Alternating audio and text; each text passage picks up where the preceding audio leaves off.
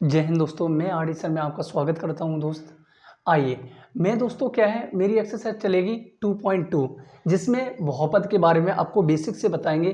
पहले बहुपद क्या होता है, जैसे कि हमारे पास टॉपिक दिया गया है दोस्तों, चरपद क्या होते हैं, अचर क्या होते हैं, बहुपदों को कैसे पहचानेंगे कि बहुपद के पद क्या है, पद किसे कहते हैं, बहुपद के घात किन्हें कहते हैं, बहुपद का गुणांक किसे कहते हैं, बहुपद का व्यापक रूप क्या होता है, बहुपद व्यंजक और समीकरण क्या होते हैं। दोस्तों हम पहले क्या करेंगे, इन बेसिक के बारे में सारा जानेंगे।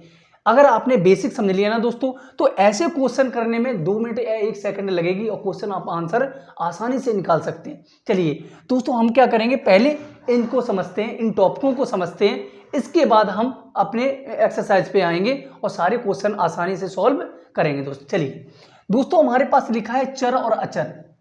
अचर और चर क्या होता है दोस्तों, चलिए मैं समझाते हैं आपको। चर चर क्या होते हैं दोस्तों, और अचर क्या होते हैं दोस्तों, चर और अचर। चर का मतलब होता है दोस्तों एक्स वाई, जो अल्फाबेट वर्ड वैल्यू होती है, जैसे एक्स हो गया, वाई हो गया, जेड, कोई भी अल्फाबेट वैल्यू को ही हम चर कहते हैं दोस्तों। क्या कहते हैं, चर। और हमारे अचर क्या होते हैं, जैसे नंबर ले लो दोस्तों, नंबर 1 2 3, कोई भी ये नंबर क्या होते हैं दोस्तों, ये सारे अचर होते हैं। क्या होते हैं, अचर होते हैं। इन्हें चर कहते हैं, इनको अचर कहते हैं। और कहोगे सर पूर्णांक संख्या, तो जीरो से स्टार्ट होती है, 1 2 3 4, ये सारी क्या होती हैं, पूर्णांक संख्याएं होती हैं। क्या होती है दोस्तों, पूर्णांक संख्याएं होती हैं। क्या होती है दोस्तों, पूर्णांक संख्याएं होती हैं। आपको समझ में आ रहा होगा दोस्तों, समझिए। मैंने बताया चर, चर किसे कहते हैं, जो अल्फाबेट वैल्यू आती है, जैसे ABCD, कोई भी अदरवाइज, वो सारे क्या होते हैं, चर वैल्यू होती है दोस्तों। जो अचर होती है, जो 1 2 3 या 4 5 जो भी आते हैं, ये हमारी अचर वैल्यू होती है। आपको आई समझ में आई, आपके समझ में आया होगा। चलिए दोस्तों, अब बहुपद को कैसे पहचाने, हमारा पॉइंट क्या है, बहुपद को कैसे पहचाने। आपने चर और अचर का आपको समझ में आया होगा।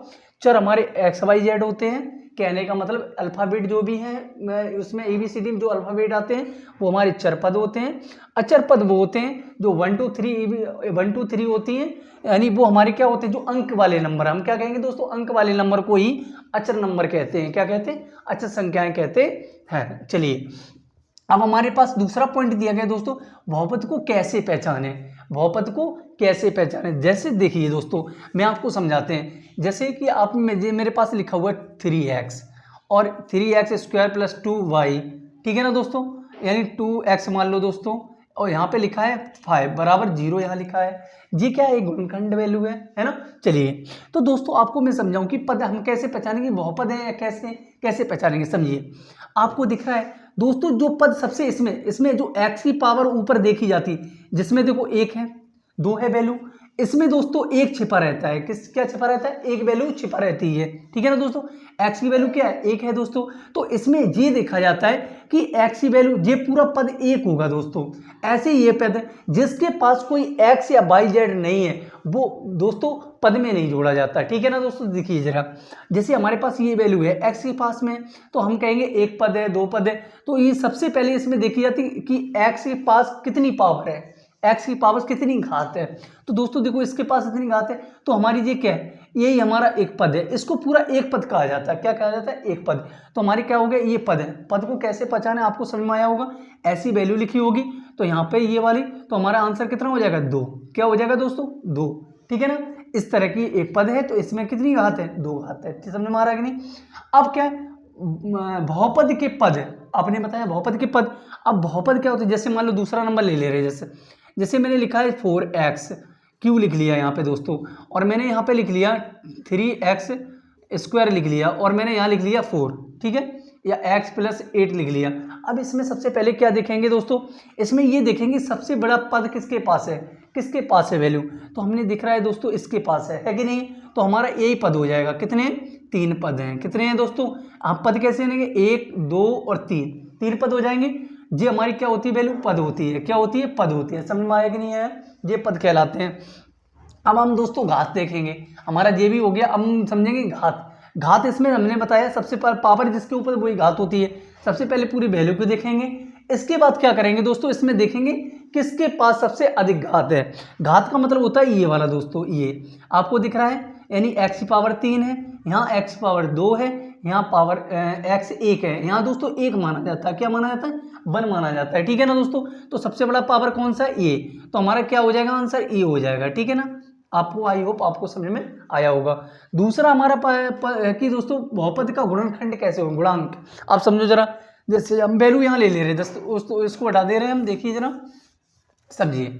मैंने क्या किया दोस्तों, मैंने यहाँ लिख लिया 3x लिख लिया, मैंने यहाँ पे लिख लिया 2x लिख लिया, जैसे स्क्वायर है दोस्तों, है ना, ये इस पे लिखा हुआ है, और यहाँ भी तो मैंने यहाँ पे लिख लिया 3x लिख लिया, यहाँ पे लगा लिया मैंने 3x, और यहाँ पे लिख लिया 4 बराबर 0, ठीक है ना दोस्तों। अब मुझे पहले गुणा करना है, तो समझिए जरा, हम क्या करेंगे जी, तो यहाँ पे गुणा हो ही जाएगा, क्या हो जाएगा, 6 हो जाएगा दोस्तों, 3 दूनी 6, और x का x में गुणा करेंगे तो ये घातें क्या होती है, तो जो जुड़ जाती हैं दोस्तों, ये 2 और x, ये यहाँ पे 1 मानी जाती है, क्या मानी जाती है दोस्तों, 1 मानी जाती है इस पर, है ना दोस्तों। इसको हम लिखेंगे 3x + 4 बराबर 0। तो हम इसको अगर जोड़ेंगे, हमेशा गुणों में घातें दोस्तों क्या होती, जुड़ती हैं। देखिए तो 6x, यहाँ क्या है, x की पावर 3 हो जाएगी, यानी 2 और 1 मिलके कितना हो जाएगा, 3 हो जाएगा, यानी गुणा बीच में हो रहा है, मल्टीप्लाई हो रहा है, तो ये घातों क्या होंगी दोस्तों, ऐड होंगी, तो हम क्या गुणा में घातें क्या हो गई, जुड़ गई, तो x की पावर 3 हो गया और 3x हो गया और +4, ठीक है ना, बराबर 0। तो हमारा एक पद, सबसे बड़ा पद कौन सा है, ये वाला है, तो यही हमारा आंसर हो जाएगा। आई होप आपको अच्छे से समझ में आ रहा होगा।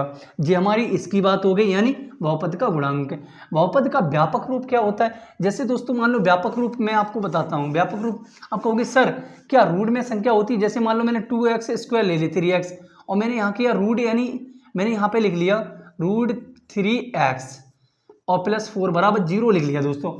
क्या ये बहुपद है, क्या ये बहुपद है, नहीं है दोस्तों। क्यों नहीं है, आप जानते हो, क्योंकि पूर्ण संख्या होनी चाहिए। मैंने आपको बताई 0 1 2 3 ये पूर्ण संख्या होनी चाहिए। अगर ये पूर्ण संख्या नहीं है तो ये बहुपद नहीं है। बहुपद, अब ये रूट क्या मतलब क्या होता है दोस्तों, समझिए। देखो ये तो बहुपद है, मान लो ये, लेकिन ये तो बहुपद नहीं है दोस्तों। क्यों नहीं है, क्योंकि ये रूट ना आधी होती है संख्या, क्या होती है, x की पावर 1 तो हो, जो तो पूर्ण संख्या 1 होती है, आपको बताया मैंने।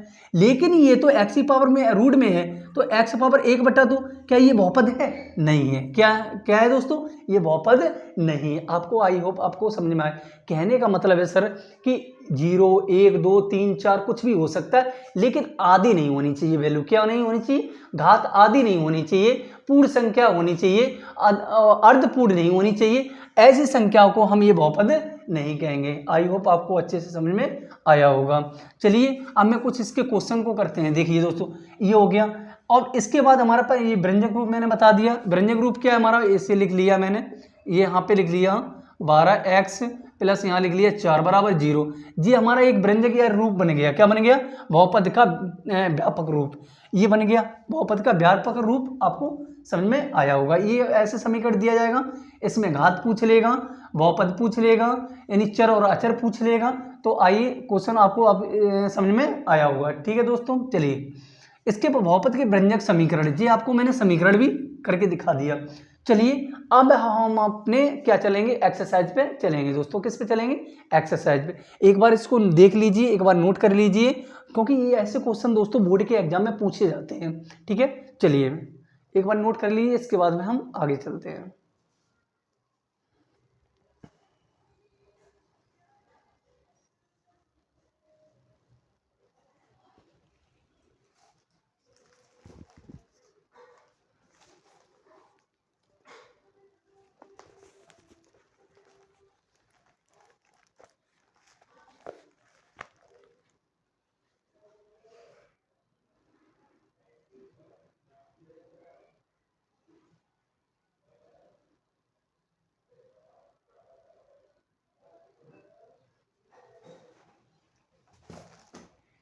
दोस्तों आपने लिख लिया होगा। चलिए मैं दोस्तों क्या कर रहे हैं, इसके कुछ क्वेश्चन के इंपोर्टेंट क्वेश्चन को भी कराते हैं दोस्त। आइए देखिए, इसको मैं यहाँ से इरेज कर देते हैं। देखिए एक एक क्वेश्चन आपको समझ में आएगा, समझिए। जी हमारे पास मैंने इरेज कर दिया दोस्तों। अब हम क्वेश्चन को करते हैं। देखिए समझिए जरा दोस्तों, हमें करना क्या है। सबसे पहले मेरे दोस्तों देखिए कि हमारे पास की वैल्यू दी जाती है, कैसे, समझिए। मैंने कहा कि अगर दो घात वाले आ जाएं, जैसे उसका कुछ फॉर्मूला होता है दोस्तों। जैसे लिखा है ax² plus bx plus c, ये द्विघातीय शब्द होता है, ये सूत्र होता है दोस्तों। क्या होता है, सूत्र होता है ना। अगर त्रिघातीय आ जाए, क्या आ जाए दोस्तों, त्रिघातीय आ जाए, क्या आ जाए दोस्तों, त्रिघातीय आ जाए, तो उसका फॉर्मूला क्या होता है वो समझ लीजिए। जैसे हमारे पास लिखा है ax⁻3 bx⁻2 और cx+d। जी हमारे 3 घात वाला अगर आ जाए तो इससे हम करते हैं दोस्तों, 2 घात वाला आ जाए तो इससे करते हैं, अगर 1 घात वाला आ जाए तो ax+b मान लो और बराबर 0 है ना दोस्तों, बराबर 0 हो जाता है। इससे हम क्या करते हैं, तुलना करते हैं दोस्तों, क्या करते हैं, तुलना करते हैं। जी हमारे क्या होते हैं दोस्तों, तुलना करने वाले सूत्र होते हैं, क्या होते हैं, तुलना करने वाले सूत्र होते हैं। ये दोस्तों आज हमारे बेसिक हैं, जो हमने क्या किया, चैप्टर पढ़ने से पहले उसके निचोड़ के बारे में जान लिया कि चर किसे कहते हैं, अचर किसे कहते हैं, और बहुपद को पहचानने का तरीका क्या है, बहुपद पहचानेंगे कैसे, और बहुपद क्या क्या होते हैं उनके बारे में जाना, बहुपद की घातें किसे कहते हैं, बहुपद का गुणांक क्या है, बहुपद का व्यापक रूप किसे कहते हैं, बहुपद का व्यंजक समीकरण किसे कहते हैं। आपको मैंने बेसिक एक एक करके चीजें बेसिक आपको समझा दी। अब हम क्या करेंगे, आज इतना ही रखते हैं, कल हम इसके एक्सरसाइज को करेंगे और एक एक चीज को फिर समझेंगे बारीक से। और आपको दोस्तों मेरा अगर पढ़ाना आपको अच्छा लगता है तो वीडियो को सब्सक्राइब कर लीजिए, बेल आइकन दबा दीजिए, जो आने वाला जो वीडियो यहाँ से अपलोड होती है जो नोटिफिकेशन ऑन कर लीजिए, जो यहाँ से अपडेट आपको मिलती रहे। आज के लिए इतना ही रखते हैं। जय हिंद, जय भारत दोस्तों।